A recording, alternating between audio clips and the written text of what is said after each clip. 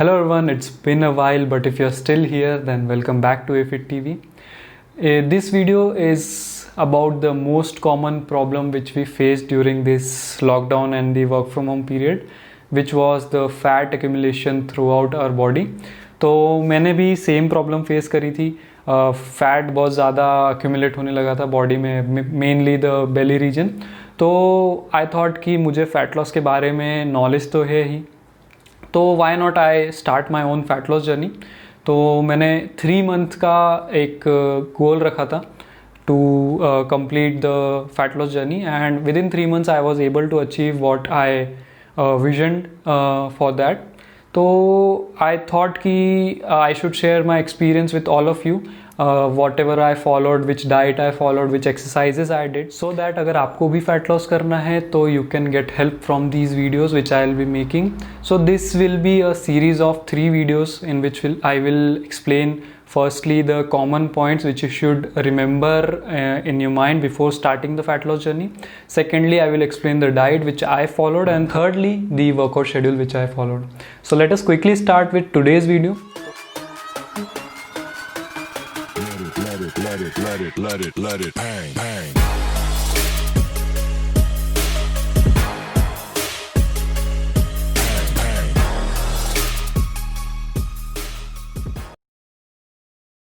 तो आज के वीडियो के लिए I have jotted down few points जहाँ मुझे लगा कि कहीं कहीं पे मैंने मिस्टेक्स करी हैं और कहीं कहीं पे आप लोग कर सकते हैं.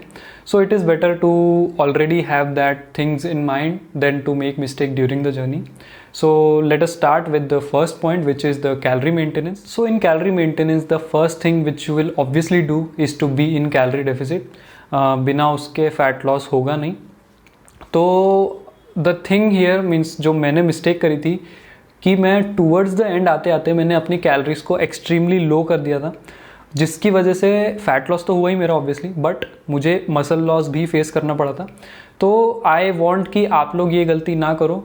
आप इनिशियली जो आपका मेंटेनेंस कैलोरी है उससे 400-500 नीचे जाना. उसके बाद जैसे जैसे आपका वेट सैचुरेट होते जाए वैसे वैसे आप स्लोली लाइक 100 कैलोरीज के रेंज में नीचे जाना. डायरेक्टली ज़्यादा मत जाना, वरना you will also face muscle loss. So this is the first mistake which I want you to avoid. And इसी में second thing is that calorie जब आप मेंटेनेंस कैलोरी कैलकुलेट करेंगे एंड जब आप उसमें से 400-500 कैलोरीज नीचे जाएंगे, सो जो भी आपका कैलोरी काउंट रहेगा उसमें आपको प्रोटीन हाई रखना है, कार्ब हाई रखना है, एंड फैट लो रखना है. फैट शुड बी अराउंड 20-25% के रेंज में होना चाहिए. So keep this in mind as well. The second point is the food tracking. तो फूड ट्रैकिंग के लिए I guess most of us are using apps like Healthify और my fitness पैल. तो मैं भी पर्सनली हेल्दीफाई मी यूज़ करता हूँ, but इसमें मैंने एक ब्लंडर किया था इनिशियल डेज में. So which I am going to tell you. तो मैं क्या करता था, I was eating omelette, whole egg omelette. तो I was just eating the omelette and I was tracking it on HealthifyMe. But थोड़े time बाद मुझे realise हुआ कि जो हेल्दीफाई मी पे जो ऑमलेट में ट्रैक कर रहा हूँ उसका फैट कंटेंट बहुत ज़्यादा दिख रहा है. मुझे लग रहा है कि हाँ इतना तो होना नहीं चाहिए. देन आई रियलाइज्ड कि मैं जो ऑमलेट बना रहा था I was preparing it without oil. And जो हेल्दीफाई मी में पता नहीं how they prepared it and how they tasted it. So then I realized कि यार ये मिस्टेक मैंने कैसे करी, क्योंकि I was tracking food for like 2 years now.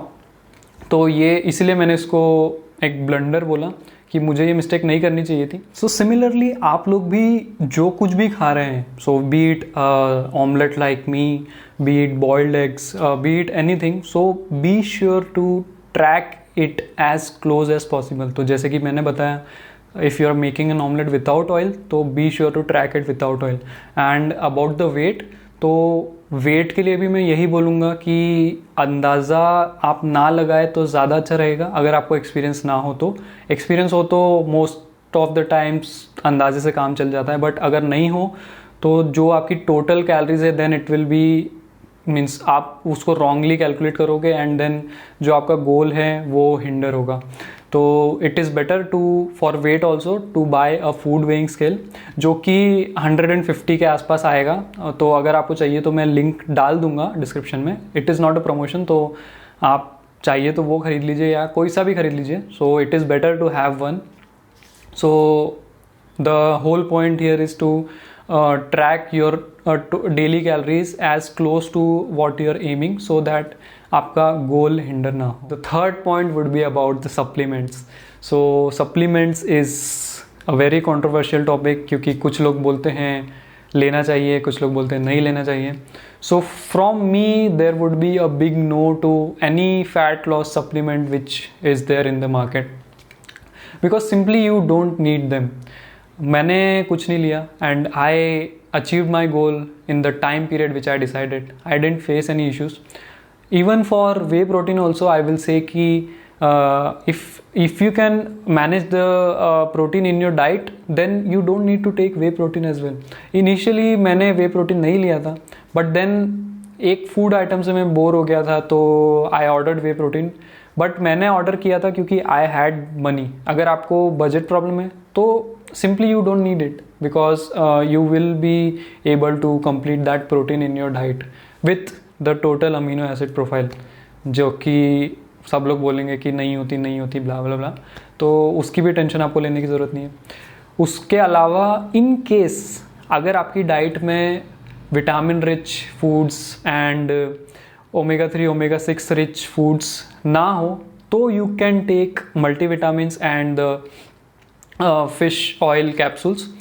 तो जो मैं डाइट बताऊंगा अगर आप वो फॉलो करोगे तो आपको इन दोनों की भी ज़रूरत नहीं पड़ेगी, बट कंडीशन मैंने बता दी है। इन केस अगर आपके डाइट में प्रॉब्लम हो तो you can take that are not so costly supplements as well. So the fourth point would be about cardio. So personally I am not a big fan of cardio. मुझे cardio के नाम से ही आलस आती है, but आपको भी पता है कि फैट लॉस में कार्डियो बहुत इंपॉर्टेंट होता है to burn extra amount of calories. But don't just put too much focus on cardio.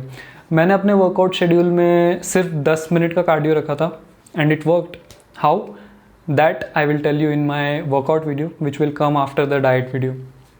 तो here the point is don't put your 100% focus on cardio only. Put your focus on weight training, because during fat loss there are very high chances that you will lose your muscles. So आपको weight training से ये ensure करना है कि you will preserve as much muscle mass as possible. Here I want to give you one tip is that doesn't matter which exercise you are doing or which movement you are doing, just try to involve as much as of your core as possible. This will strengthen your abdominal muscle and this will allow them to grow further so that जो end result आप चाहते हैं वो आपको दिखे. The fifth point is about cheat meals. तो भाई cheat meals तो they are a must. और मैं cheat meal नहीं, I used to have a whole cheat day because एक meal से मन नहीं भरता है। एक दिन तो ऐसा होना चाहिए कि you can let go of all the healthy diet and you can eat whatever you want. So you can do it too. You can have a cheat meal, you can have a cheat day. It is just a matter of manipulating calories. तो जो basic फंडा मैं use करता हूँ is that to keep the total calories the same as what I am eating every day. So जो भी आपने आपके मेंटेनेंस कैलोरी से घटाकर आपका फाइनल कैलोरी कैलकुलेट किया है तो चीट डे पर भी टोटल उतना ही रखना। The next thing is that cheat day पे सपोज डेली सपोज मैं फ़ैट इनटेक ले रहा हूँ 60 ग्राम्स एंड चीट डे पे मैंने कुछ चीट मील्स खाए and fat goes up to like 140-150 grams like that. तो what I used to do is जो coming days है उसमें मैं फैट लेट से 40 ग्राम्स तक ले आता था so that जो एवरेज है वो बना रहे। एंड इसका ये फंडा भी है कि जो आप जिस दिन आप बहुत कम फैट कर रहे हैं उस दिन आपका जो डेली एनर्जी एक्सपेंडिचर में फ़ैट यूज़ होता है तो वो जो खा रहे हैं वो तो जाएगा ही, उसके बाद जो आपने संडे को चीट मील खा के स्टोर कर रखा है फैट वो यूज़ होगा आपकी एनर्जी के लिए। तो it kind of creates a balance so that जो आपने चीट मील खाई है वो आपको इतना अफेक्ट ना करे। एंड ये आप बहुत ईजीली मैनेज कर सकते हैं जो कैलोरी मैनिपुलेशन है। अगर जो मैंने आपको फर्स्ट वीडियो में एक फूड डेटाबेस बनाने के लिए बोला था वो आपने बना के रखा है, तो every time I have it handy to change anything in my diet. So if you have not made it yet, do prepare it guys, it is very useful. I look at it every time to update my diet. Sixth point is about fat mobilization area. तो fat mobilisation area यानी कि आपकी body में से जो fat जाने की tendency होती है अलग अलग एरिया की होती है, मतलब पहले कहाँ से जाएगा। तो अगर आप मेरा एग्जांपल ले तो मैंने ये नोटिस किया था कि सबसे पहले मेरा फैट शोल्डर से कम हुआ था, देन आर्म्स से कम हुआ था, then back, then thighs, and after 2 months I was able to see the results on my belly. So the point here is that अगर आप इस जर्नी पे हैं एंड अगर आपके साथ कोई और भी सिमिलर जर्नी पर है तो never compare your self with any buddy, because हो सकता है कि दूसरे बंदे का फैट मोबिलाइजेशन एरिया दूसरा हो, इनिशियल आप उनका बेली से लूज़ हो रहा हो, देन अगेन बाद में दूसरी जगह से लूज़ हो रहा हो, तो इससे अगर आप कंपेयर करेंगे तो you will only get dishearten. तो मेरे साथ ऐसा हुआ था, मैं 2 महीने तक मुझे कुछ रिजल्ट नहीं दिख रहा था बेली पे, तो I was about to quit this fat loss journey, but then somehow मुझे मोटिवेशन मिला, so I continued and then I was able to see the fat going away from my belly also. तो the point is that मुझे 2 महीने लगे, आपको 3, 4, 5 महीने भी लग सकते हैं, but you have to be consistent, तो ही आपको आपका एंड रिजल्ट मिलेगा। So guys these were the basic points which you should keep in mind अगर आप फैट लॉस जर्नी स्टार्ट करना चाहते हैं तो। The next video will be on the diet, and the video after that will be the final video of this series, and it will be on the workout schedule which I followed. So do stay tuned for that. And अगर आपको ये video पसंद आया हो तो please like करें, share करें, subscribe करें। I will see you in my next video. Thank you.